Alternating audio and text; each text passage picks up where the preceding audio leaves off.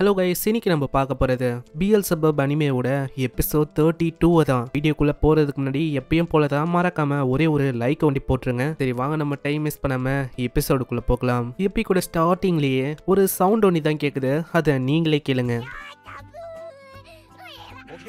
So இந்த மாதிரி தான் நம்ம பிஎல்செபப் ரொம்ப சந்தோஷமா ஏதோ பாடிக்கினே வருமா. அங்கே ஓகாவும் கேட்குறான், ஆமாம் இன்னைக்கு என்ன ஆச்சு, நீ வந்து ரொம்ப சந்தோஷமா இருக்கிற மாதிரி இருக்கு. ஆனால் இவங்களோட சந்தோஷம் கொஞ்ச நேரம் கூட நிலைக்கல. அதுக்குள்ளேயே அங்கே சில பல போலீஸ் ஆளுங்க வராங்க. நீ தானே அந்த ஓகா, யூ ஆர் அண்டர் அரெஸ்ட் இப்படி சொல்ல அங்கே ஓகாக்கு என்ன பண்றதுன்னு தெரியல. ஏன்னா அவன் ஒண்ணுமே பண்ணல. ஆமா நான் என்ன கிரைம் பண்ண அதையாச்சும் சொல்லுங்க. நான் தான் எதுவுமே பண்ணலையே, எதுக்கு என்ன அரெஸ்ட் பண்ண போறீங்க? அதெல்லாம் தெரியாது, நீ வந்து கோர்ட்டுக்கு போகணும்.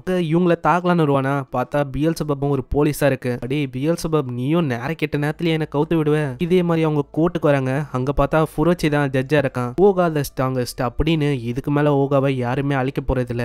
ஓகா ரொம்ப வீக் ஆயிட்டான். ஏன்னா வீக்கான ஆளுங்க கிட்டே அவன் தோத்து போயிட்டான். ஆனா ஓகாக்கு அங்க என்ன நடக்குதுன்னே புரியலையா. அங்க ஓகா கத்துறான், ஓ நான் வந்து எதுவுமே பண்ணலையா, நான் வந்து இன்னசென்ட். ஆனா அங்க ஏகப்பட்ட விக்டம்ஸும் இருக்காங்க. அதுல ஹெல்டாவும் சொல்றான், ஓகாவை இது வரைக்கும் ஸ்ட்ராங்கஸ்ட் ஓகா, ரேம்பேஜிங் ஓகா அப்படின்னு சொல்றது எல்லாமே இதுக்கு மேல தப்பு. அவன் தோத்து போயிட்டான். இதுக்கு மேல அவன் ஒரு கோலா ஓகா. இதே மாதிரி தான் மத்தவங்களும் அங்க கத்த ஆரம்பிக்கிறாங்களா. அந்த பொண்ணு சொல்றான், அது நீங்களே கேளுங்க. இந்த மாதிரி ஏதோ ஒரு பெனால்ட்டியும் அந்த பொண்ணு கொடுக்குறா. ஏய் அந்த வார்த்தையை உன்னோட வாயாலேயே சொல்ல முடியல, அது என்ன வகையான பெனால்ட்டி அது? அங்க டோஜோவும் வரா, நான் அதான் அல்ட்ரா போலீஸ்மேன், நானும் அதே தான் சொல்லுவேன். இதெல்லாம் கேட்கும் போது அங்க ஓகா அப்படியும் சுத்தி பாக்குறான். ஏன்னா இவன் சார்பா பேசுறதுக்கு அங்க யாருமே தயாரா இல்ல. உடனே ஒரு குரல் ஒண்டி வந்து பார்த்தா பிஎல்செபப் தான். அடே முட்டாளுங்களா, யாராச்சும் பேசுற மாதிரி இங்க யாருமே இல்லையா? இதனால ஆளு ரொம்ப கடுப்பாகிறான். அப்புறம் தான் தெரிய வந்து இது எல்லாமே ஒரு கனவு தானே. இதுக்கப்புறம் அவன் எழுதுக்கிறானா அதை பத்தி தான் யோசிக்கிறான். அங்க ஏகப்பட்ட பொருளை பிஎல்செபப் கிட்ட கொண்டு சொல்றானா. அது பார்த்தா கொண்டு வந்து அங்க இருக்கிற பொருள் எல்லாத்தையும் ரொப்பி விட்டது. நெக்ஸ்ட் சீன்ல ஃபுரோச்சியை காட்டுறாங்க. ஃபுரோச்சியும் அவனை பத்தி அவன் சொல்றான், என்ன எல்லாருமே என்ன தெரியுமா சொல்லுவாங்க, இதயத்தை தேடும் ஃபுரோச்சி அப்படின்னு சொல்லுவாங்க. சரி ஏதோ ஒண்ணு, நான் டைரக்டா பாயிண்ட்டுக்கே வந்துடுறேன். இப்ப நான் லோன்லியா இருக்கேன். திடீர்னு அவன் கண்ணை முழிக்கிறானா. அப்புறம் தான் அவனுக்கு புரியுது இவ்வளவு நேரமா பார்த்தது எல்லாமே ஒரு கனவு தான். முன்னாடி அந்த பொண்ணு இருக்கா, அவளும் அங்க கத்த ஆரம்பிக்கிறான், அடே ஃபுரோச்சி நீ தூங்கும் போதும் ஒரு மாதிரி கிரீப்பியா தான் இருக்க. சரி ஏதோ ஒண்ணு எழுந்துக்கோ, நம்ம வந்து அந்த லார்டியன் அவனை வந்து நம்ம தேடணும். இது நான் வந்து எதுக்கு வரணும்? என்ன நிம்மதியா தூங்க விடுவியா? நான் ஹெல்டா கூட சேர்ந்து ஜாலியா இருக்கணும் கனவுல. நீ திருந்த மாட்டியா? எழுதுக்கும் மரியாதையா? நீயும் நானும் தான் லார்டு என்ன தேட போறோம். அட நான் எதுக்கு வரணும்? நீயே போய் தேடலாம்ல. எனக்கு இன்னுமா புரியல. இந்த மாதிரி என்னால அதை தனியா பண்ண முடியாது. அதனால நீ வரணும். நீ என்ன சொல்ற? அது என்ன அவ்வளவு பெரிய விஷயமா என்ன? அப்பனா உனக்கு என்னென்ன ஆச்சு எதுவுமே உனக்கு தெரியாதா என்ன? ஆமா ஏதாச்சும் ஆச்சா என்ன?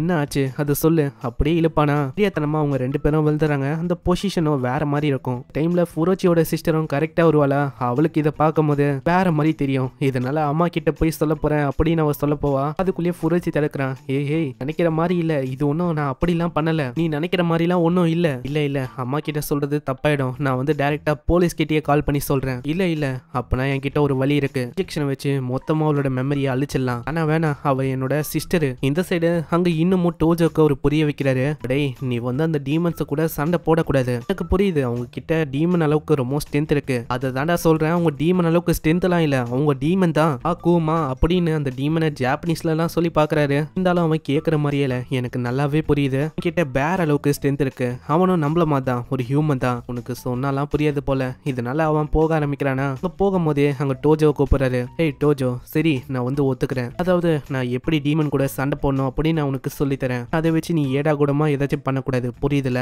சரி அந்த டாக்டர் பொண்ணு கூட அவன் போய் இருப்பானா. அங்க போற வழியிலே கேட்கறாவ, லார்டு என்ன நீ மீட் பண்ணிருக்கல, லார்டியன் எங்க இருப்பான் அப்படின்னு தெரியுமா? அவனை நான் மீட் பண்ணிருக்கேன். என்னோட கெஸ் படி அவன் ஏதாச்சும் ஒரு கேம் சென்டர்ல இருக்க வாய்ப்பு இருக்கு. சரி ஏதோ ஒண்ணு, இத்தனை பேர் இருக்கும் போது எதுக்கு என்ன சூஸ் பண்ண? அதாவது நான் ஹெல்ப் பண்ணோன்னு. அதுவா நீ ஒண்டிதான் இருக்க, சோ அதனால தான் உன்னோட ஹெல்ப் நான் கேட்டேன். ஏய் எத்தனை பேர் இருக்கும் போது என்ன ஒண்டி நீ எதுக்கு கேட்ட? அதான் ஓகா இருக்கான், மத்தவங்க இருக்காங்க. இல்ல அப்படி பார்த்தா நீ ஒண்டிதான் இருக்க. சரி ஏதோ ஒண்ணு, நீ என் கூடிய வா, கம்ப்ளைண்ட் எல்லாம் பண்ணாத.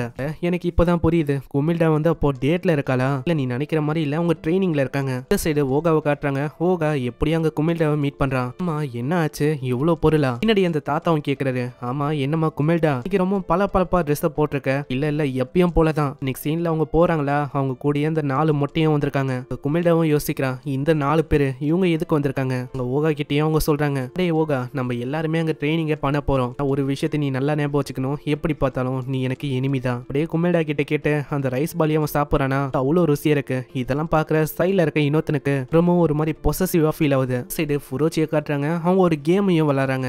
ஏதோ ஒரு பப்பியை எடுக்கிற மாதிரி இருக்கா. ஃபுரோச்சி எடுக்க டாக்டர் பொண்ணுக்கு அவ்வளவு சந்தோஷம். சரி ஏதோ ஒண்ணு நம்ம லார்ட் என்ன தேடணும். ஆனா அங்க ஃபுரோச்சிக்கு ஒரு மாதிரி சோகமா தான் இருக்கு. டேட்டிங்ல அவங்க 2 பேரும் இருக்காங்க. இவன் என்னன்னா இங்க இருக்கான். நான் வந்து அட்லீஸ்ட் அவங்கள யோசிச்சு பார்க்கணும். குமில்டாவை யோசிக்க பாக்குறேனா நான் ஞாபகம் வர்றது ஏதோ பேத்து தான். இல்ல இவனை நான் யோசிக்க கூடாது. குமில்டாவை தான் நான் யோசிக்கணும். நல்லா யோசிக்கும் போது அங்க ஹெல்டா வரா. ஏய் ஃபுரோச்சி என்ன என்ன மந்துட்டியா அதெல்லாம் கேட்கும் போது அவனுக்கு ஒரு மாதிரி ஆகுதா. இதை பார்த்து அந்த டாக்டர் பொண்ணு ஒரு மாதிரி தப்பா எடுத்துக்கிறான். நெக்ஸ்ட் சீன்ல அவன் அந்த கேமிங் ஏரியாவை பத்தி சொல்றான். கண்டிப்பா இங்க தான் அவன் எங்கேயாச்சும் இருக்க வாய்ப்பு இருக்கு. எனக்கு இதுல நிறையவே அனுபவம் இருக்கு. ஏன்னா நான் நிறைய வாட்டி வந்திருக்கேன்.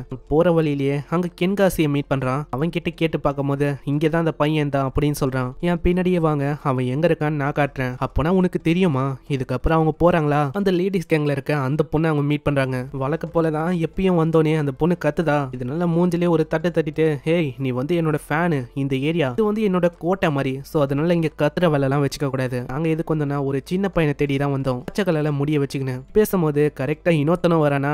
இதனால ஃபுரோச்சி இன்னமும் கடுப்பாகிறான். இங்க ஃபுல்லா லூசஸா இருக்காங்க. நான் என்ன பண்றது. இந்த சைடு அவங்க பார்த்தா அந்த ஏரியாக்கு வராங்க. அதுக்கப்புறம் கென்காசி அங்க மத்தவங்க எல்லாருமே கேம் விளையாட போயிடுவாங்களா. இதெல்லாம் பாக்குற டாக்டர் பொண்ணுக்கு ரொம்ப கடுப்பாகும். அவ ஒரு கன் எடுத்து சொல்லான்னு பாப்பா. ஏய் நீ வந்து என்ன பண்ண பாக்குற அவங்கள கொல்லணும் அப்படின்னு பாக்குறியா. இல்ல நான் வந்து இதை வச்சு சுட்டா அவங்க ஒன்னும் சாக மாட்டாங்க. இது ஒரு ட்ரக். அதாவது இதுக்கப்புறம் அவங்க என்னோட பேச்சு கேட்பாங்க. ஃபுரோச்சி வேணான்னு சொல்லி அந்த கன்னை பிடிங்கிக்கிறான். மைண்ட்ல ஒரு ஐடியாவும் வருது. இதுக்காக அந்த லேடிஸ் கேங்ல இருக்க அந்த பொண்ணு கிட்ட கேட்டு நேனைக்கு கால் பண்ண சொல்றான். நேனை பார்த்தா குமில்டாவை இன்னும் முத்தேன்னு இருக்கா. ஆமா என்ன ஆச்சு எதுக்கு கால் பண்ண.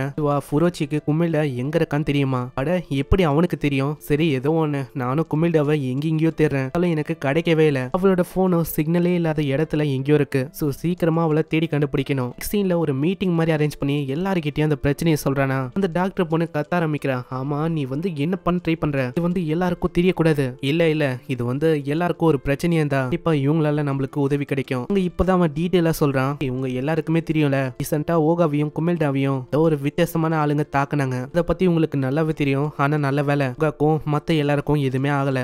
தாக்குனது ஒண்டி இல்லாம நம்ம இஷியாமா ஸ்கூலை பத்தி தப்பா கேவலமா பேசிட்டாங்க. அதாவது உங்க எல்லார பத்தியும் தான். இதெல்லாம் கேட்கும் போது அங்க எல்லாருமே கொஞ்சம் கோவமா வராங்க. அடடே அவ்வளவுதான் இது வந்து ஒர்க் ஆகுதுன்னு நினைக்கிறேன். அங்க கென்காசியும் சொல்றான். ஆமா அவங்க வந்து எப்படி ஒரு கருப்பு கலர்ல ஏதோ ஒரு கோட்டை போட்டு தானே இருப்பாங்க. ஆமா அதேதான் வந்து அவங்கள பாத்திருக்கேன். அவங்க ரொம்ப ஸ்ட்ராங். டோஜோவியை அவங்க பயங்கரமா தாக்குனாங்க. டோஜோவே ரொம்ப அடி வாங்கினா. இதே விஷயத்த அந்த லேடிஸ் கேங்ல இருக்க அந்த பொண்ணு சொல்றான். ஆமா இவன் சொல்றது உண்மைதான். நான் டோஜோ செம்பை என்கிட்ட சொன்னாரு. அவங்க கிட்ட ஹக்குமா அந்த அளவுக்கு பவர் இருக்கா. ஹக்குமானா ஒரு டீமன் அளவுக்கு அவங்க கிட்ட பவர் இருக்கா. ஆமா கைஸ் இப்பயாச்சும் உங்களுக்கு புரியுதா விஷயம் எவ்வளவு சீரியஸா இருக்குன்னு. அவங்க வந்து ஹக்குமா அகாடமி அங்கல இருந்தா வந்திருக்காங்க. அடே போறதுதான் போறேன். இந்த அளவுக்கு நீ பொய்ய புழுவ கூடாது. ஆனா அதுவும் ஒர்க் ஆகுது. அதையும் அவங்க நம்புறாங்க.